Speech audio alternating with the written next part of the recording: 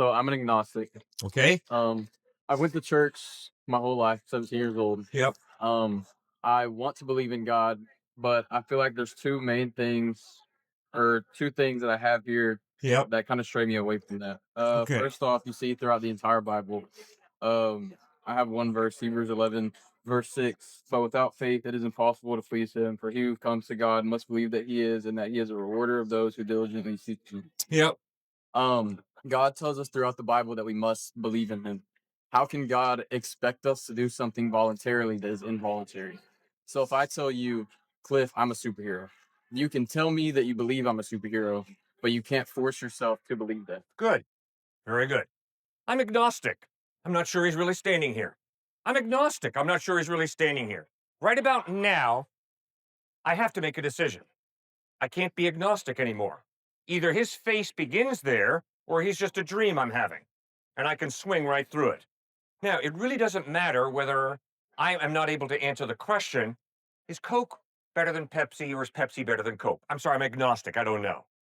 But I cannot be agnostic about him. Right about now, I've got to make a decision. I have no choice. The same is true with God. Because the God question has to do with the value of a human being, the meaning of life, ethics and morality, how you live your life, and the possibility of life after death. I'm sorry, every single one of us has to, we have no choice. We have to answer those questions. Valuable or trash? Meaning in life? Meaningless. I can rip his cross off and run and steal? That's cool? Or no, that's his property. I need to respect that. I've got to make decisions every day. Pay my taxes, don't pay my taxes. Those are ethical decisions. So I'm sorry, you can't be agnostic about ethics because you got to live your life and you got to have to go to grandma and grandpa's funeral. And you have no choice. You're going to sit there in the funeral and you're going to say, okay, nothing happened.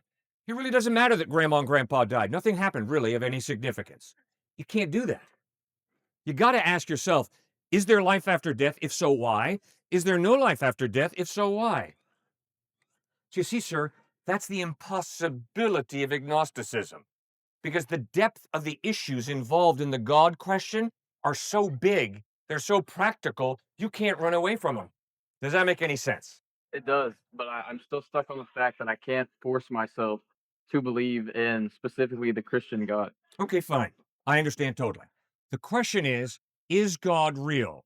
Does God exist? The evidence of the universe, be it the order and design, be it existence being real, but not being eternal. Someone had to begin it. The existence of love as a real value, not just a chemical reaction, not just a sex drive, but a real value. The evidence of reason coming from reason, not from non-reason. The evidence of life coming from life, not from non-life, is all evidence that some type of God exists. Would you agree or disagree? Agree. Okay, good. All right. So we're both theists then. Yes, sir. Okay. We both agree that God exists. Now, the next difficult question is, who is God? Okay, now, I'm not trying to offend you, but I'm going to give you an illustration that I hope you'll never forget.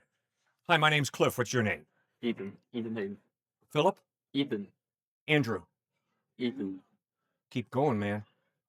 Johnny? Ethan. Okay. Not only am I being disrespectful to Ethan, I'm an arrogant twit.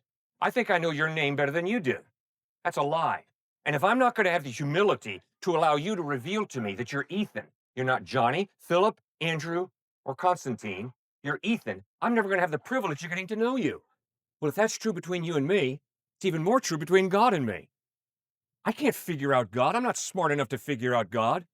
That's where Jesus Christ comes in. He claims to be God, opening up and revealing to us his real name. Now, the majority of those people who claim that, we lock up in mental hospitals. So the obvious next question is Jesus a candidate for a mental hospital, or is he a candidate for me to trust him? That's an historical question because he lived an historical life. So I get to read about his lifestyle, how he treated people, his ethical teachings like the Sermon on the Mount, the way he died, loving and forgiving his enemies, and the way he rose from the dead. And when I begin to see that evidence, sir, it becomes clear. No, I can't prove him. Okay, no proof. But the evidence is he's credible, he's reasonable, he's reliable.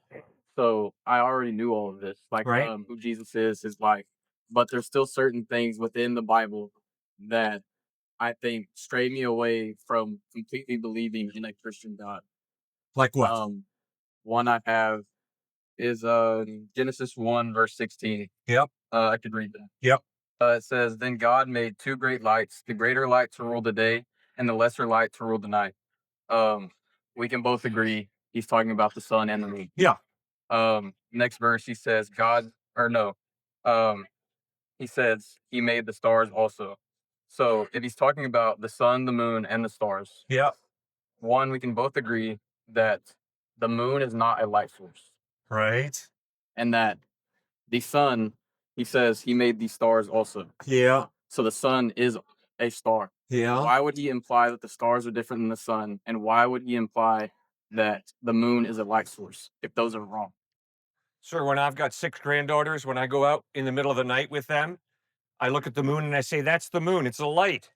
And at night, when I go out with my little granddaughters again, I say, "Those stars, those are lights." Genesis 1 is not written in the literary style of scientific observation. When was the sun created in Genesis 1? On what day? Day number 4. And as Augustine, the great Christian thinker, pointed out in the 4th century, in light of the fact that the sun wasn't created till the 4th day, how on earth do we measure the first 3 days? And the point that Augustine is making is to try and attack Genesis 1 as a precise chronological description with a stopwatch on how God created is dishonest. That is not the intent of the author. It is not the literary style of Genesis 1. Instead, in Genesis 1, notice, you can go back and read it because you read it well. Day 1, light, matches day 4, sun. Day 2, separation of the sky from the water. Day 5, birds and fish. Day 3 is land. Day 6 is animal life, human life. There's parallelism there. Day 1 and day 4, day 2 and day 5, day 3 and day 6. So to walk away from that parallelism, which is Hebrew, a type of Hebrew poetry, saying, okay, where's the stopwatch description, is intellectually dishonest because it's not attempting to give a stopwatch description. Does that make sense? Yes, sir. My It's last, a very simple one. Jesus said, I am the vine. Do you think he's claiming to be a plant? no, sir. Good. A lot of people make that mistake, including a guy named Nicodemus in John chapter 3 when Jesus says you got to be born again. He says, right. Climbing back into my mother's womb and coming down a birth canal? No, Nick. Jesus is speaking metaphorically. He's not talking about a physical rebirth. He's talking about a spiritual rebirth. And then in the next chapter, John chapter 4, he says to a woman, I'm going to give you living water. She says, oh boy, I could really use that because I hate coming out here and getting water from a well. No, ma'am, he's not talking about physical water. He's talking about spiritual water.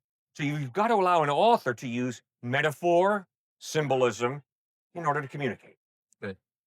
My last kind of point for Yep. why I struggle to believe would be, like y'all said, or like you said with being agnostic, it's too serious of an issue to not know. Um, so with that same seriousness, I think with the effects that Christianity can have on society, Yes. LGBTQ community, stuff like that. Yes. Um, I think without knowing, Yep. um, without 100% believing in your heart, I feel like it's unsafe to just assume um that these things are real when it can affect other people. Okay. If you're living in fornication, I'm a follower of Christ. I think fornication is wrong because Jesus taught it.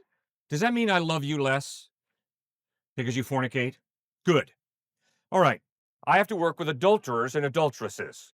Do you think I love them less because they live in adultery or of some type? No. I have to work with certain people who have a drive to have sex with an animal. Do you think I love them less because they have a drive to have sex with an animal? No, sir. Exactly. And I can promise you, I love my gay friends, my homosexual friends, my lesbian friends. I, as a follower of Christ, have no option but to love them because Christ calls me to love everybody. Now, the hardest thing for me to do in life is to love my enemy. That's real hard for me. And that's why I need Christ. to forgive me for my hatred, and to give me the power and the reason to love even my enemy. So I can promise you, sir, if you take God out of the picture, all human beings are trash. We're pond scum. That's all we are. So there's no good reason to love LGBTQ people. I, as a follower of Christ, understand all human beings have been created in the image of God. All human beings have equal value. Therefore, I have no option but to love every single stinking person. Does that make sense? Yes, sir. Right now, I'm going to thank you, but I want Stuart now to take over and continue to discuss. You are an honor to talk with. Your honesty, your openness is a delight. Stuart, what do you think? Well, keep searching too. I mean, I think college is a time to ask a lot of questions and to seek out really different worldviews. But to be honest, I don't think you're going to find a better worldview than Christianity. Because what you don't want to do is just look at Christianity and say, oh, that's what I was raised in. That's our culture. So let me just try and poke holes. There's a talking snake, and let me go to the Old Testament, and there's slavery. And I would go to the early New Testament documents, see how much stock is in them, but then look at other worldviews with the same level of skepticism. See, don't just be an agnostic or an atheist and just not even question your agnosticism or atheism. Well, way too many skeptics do that. Be skeptical about your hyper-skepticism. Always be skeptical about both sides. And both sides are bringing to the table many different faith and belief systems and ideas. So look at it from a cultural standpoint, look at it from an emotional standpoint, an intellectual standpoint, and an experiential standpoint, and say what makes the most sense out of reality. And I believe you're going to land on Christianity. I did as much research as possible on other ones, and I almost gave up my faith, and there wasn't even a close second. Hedonism is very comfortable. It's very nice, but it doesn't make more sense of reality. Can I ask you, if you have the time, could you explain why you believe that? Is there objective morality? Did this place really have a beginning? Was there a great big bang, so there had to have been a beginning? Well, if there's a beginning to this place, there had to be something to have created it. We see that throughout in science. So it's anti-science to say that there wasn't a beginning. Well, then it's anti-science to say that there wasn't at least something to have started this place. So you're actually going against what the Bible always had right scientifically, which was, in the beginning, God created. That's scientific. The Bible got science right. Out of every civilization, the Bible was the only one that got it right. And so then where my mind goes is, okay, if I believe that there's a God, now who is this God? Is it the Hindu gods, one of the 300 million? Or is it Nietzsche, the atheist God? Who is it? Well, I believe the most reliable God is the one that actually claimed to be God, who was a historical figure for certain. There's a consensus across the board on that. Did he make these claims? Well, yeah, he made endless amounts of claims his entire time on earth. Did he back up those claims? And ultimately, was he raised from the dead? And I think there's endless amounts of evidence across the board on all of those. And in places like names, archaeology. It just goes on. And there's only growing amounts of evidence for it. For 44 years, I've spoken on university campuses, and I've met a boatload of atheists and agnostics. Here are the two questions, though, that I've never gotten a good answer to. I understand you don't believe in God because of lack of evidence. I understand you don't believe in God because there are too many contradictions in the way you think and experience life. I understand you don't believe in Christ because of problems in the text. Okay, fine. What you're really telling me is you can't believe in Christ because of lack of evidence. No problem. I respect you intellectually. Now, what are you living for, and what is the preponderance of evidence that whatever it is you're living for is true? Sir, I've spoken at Columbia in New York City. Incredible discussion on the difference between Luther and Zwingli's view of war. So I say, Professor, you're incredible. That was a treat. Thank you so much. Now, can I ask you, what are you living for, and what's the evidence? The guy looked at me and said, don't ask me that question. I don't know. I'm not a good person to ask that question. Sir, that's embarrassing. That is embarrassing. I spoke at Stanford to a group of Stanford University professors and students. And I asked them, okay, if you can't believe in Christ, obviously you're highly motivated people. You wouldn't be on a faculty here at Stanford if you weren't. But come on, guys, let me ask you, what are you living for? And what's the evidence that what you're living for is true? And the silence was deafening. Oh, I'm a skeptic. I'm an agnostic. I'm sorry. You got to go home and have a relationship with your husband or your wife. You have to either choose to pay the IRS or not your taxes. You see, you can't live in that vacuum. Life does not afford that opportunity to any of us. We as humans can adapt morality on our own without it being a gift from God, passed down through everybody. And I think we see that through a lot of times you see just throughout the world. I think everyone here would agree that it's wrong for a 40-year-old man to have sexual relations with a 14-year-old. Why? Because that's just what's culturally accepted here. Yeah, so it's just culturally relative, right? But in other places, it's completely fine. Exactly. That's what I'm hinting at. Is that I think us as humans have the ability to adapt our own morals. Yeah, but that means they're relative, right? It means they're not real. It's just a taste. Like, do you prefer broccoli to beans?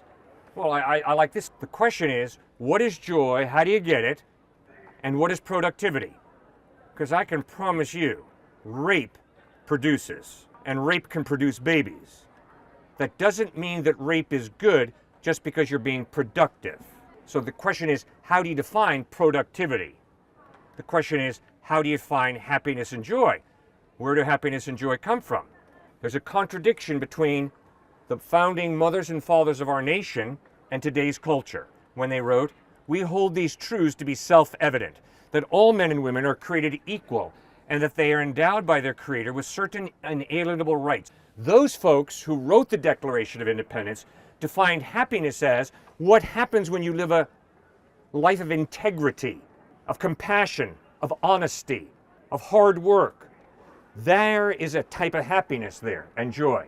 Today, happiness is a feeling. Do you have the feeling?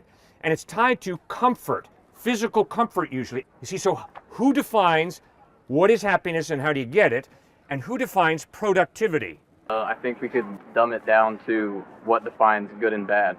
And I think for good and bad, from like a caveman perspective, I could walk up to you and say, I don't want to hit you in the face because I don't want you to come back and hit me in the face. Okay. Because I know that being hit in the face doesn't feel good. Good. Right? So I can determine that it's not a good thing to be hit in the face. Yep. Just off of logical thinking, not from a higher being, not Yep. from, I can logically process that myself. And then vice versa for things that are good between things that are bad. Yep. Right? It goes both ways. Yep.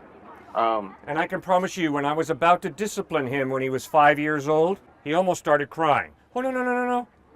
Please don't discipline me, Dad. Why did I discipline him? Because I'm an ogre? Better not answer that question. No, I disciplined him because I love him. I disciplined him because I knew that if he continued to be lazy, he wouldn't amount to much. He had to study and work.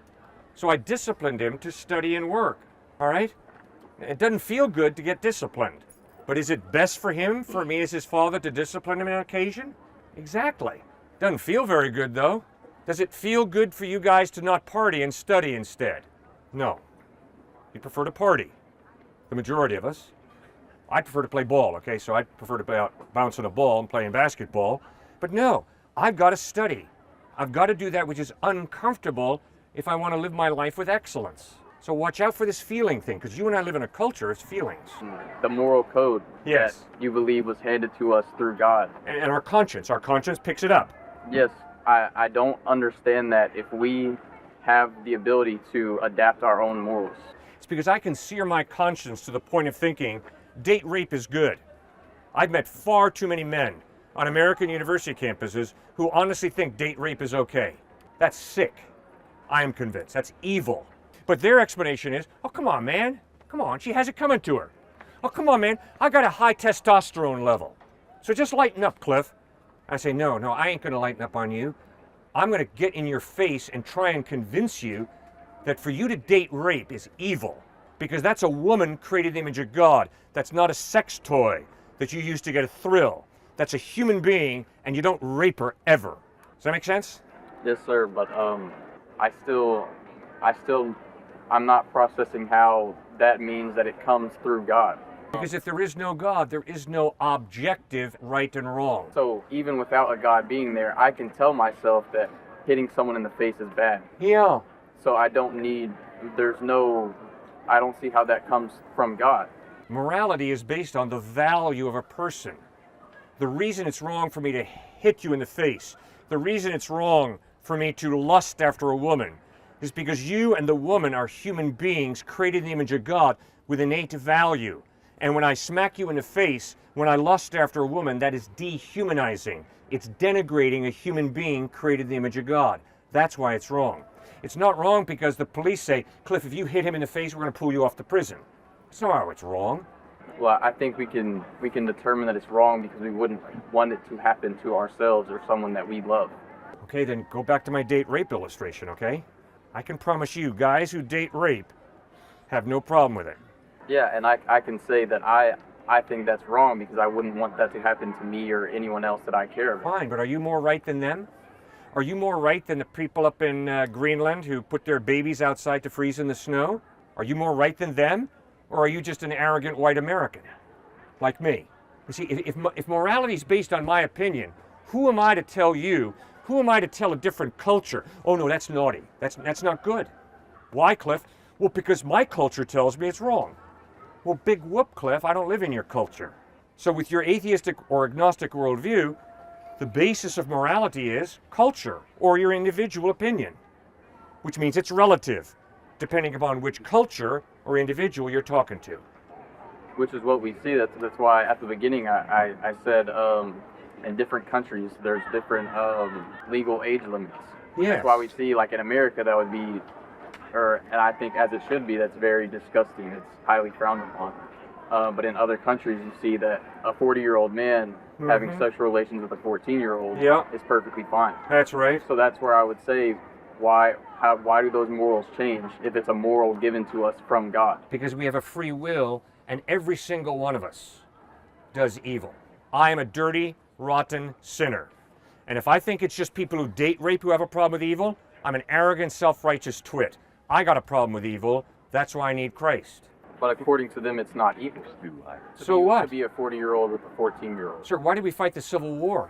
Because we were some of us were convinced slavery is evil. Don't own slaves. And we're going to fight a war to determine what's going to happen here.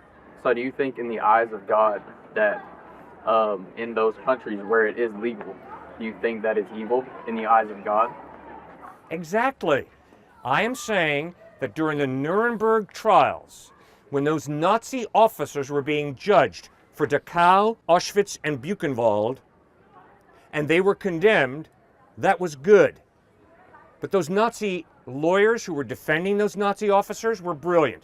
Because they're sitting there at the Nuremberg trial saying, whoa, whoa, whoa, time out, you allies. You have no business judging. German soldiers who grew up in a culture who, in obedience to their officers, gassed Jews. And the Nuremberg trial shut down. That was a brilliant defense. Until Robert Jackson, the American consul, stood up and said, excuse me, there is a law above the law of culture, and the law above the law of culture says gassing Jews is evil. This is not an American thing. This is not an Allied thing. This is the law of God. The Nuremberg trials kicked back into gear, and those Nazi officers were condemned for gassing Jews. If you don't like that analogy, then just look at Dr. Martin Luther King. Read the letter from the Birmingham jail. Dr. King was being told, shut up, black boy. The great state of Alabama says segregation's good. And in his letter from a Birmingham jail, Dr. Martin Luther King says, there is a law above the law of the great state of Alabama. And according to that law, segregation is evil. You're appealing to selfish desires when it comes to morality. Don't hit me, and I won't hit you, but that's all based off of because I don't want you to hit me. Okay, don't you understand? Alan Dershowitz, top Harvard lawyer, he did O.J. Simpson's trial. He set up a case study for his class where he said, look at every single civilization across the world. And if you have a woman crossing the street and you're going to stick your neck out on the line to protect that woman from getting struck by a car, and you're going to risk your life in doing it, one person is going to do it because they feel that it's an honorable thing and they're going to bring shame to themselves if they don't do it. That's shame and honor culture, so all Eastern countries. The second one is going to do it because they're going to have some type of pat on the back. There could be some type of reward. We don't know what it is, but there's going to be a reward. That's what you're appealing to right now. The third type of person is going to do it just to do it for that person's sake, the grandma's, the old lady's sake, and risk their very life. Okay, then he turned to the class and he said, which one do we abide by here in the US? And everybody raised their hand. He picked on multiple people and they said, obviously the third one, Judeo-Christian values. I promise you, sir, you might be espousing and saying the second one. The third one is what you live by and you hopefully want everybody to live by. Because if we're living by the second, which is the one you're talking about, appealing to selfish desires, then you can go gladly go cheat on your next exam if you can get away with it and it's not really going to hurt anybody in doing so. I think there's something in you that's a little deeper than that, which Friedrich Nietzsche talked about when it came to, oh, evolution teaches the morality of the strong eat the weak. It's all about raise, rend, tooth, and claw. It's about dominating other people. So why would you live by this slavish Christian morality of actually helping people, of being compassionate, pitying others, loving others? Why would you ever do that? But I think you live by that value system and it comes right from Christ. And I think if I had to guess, that probably makes the most sense to you.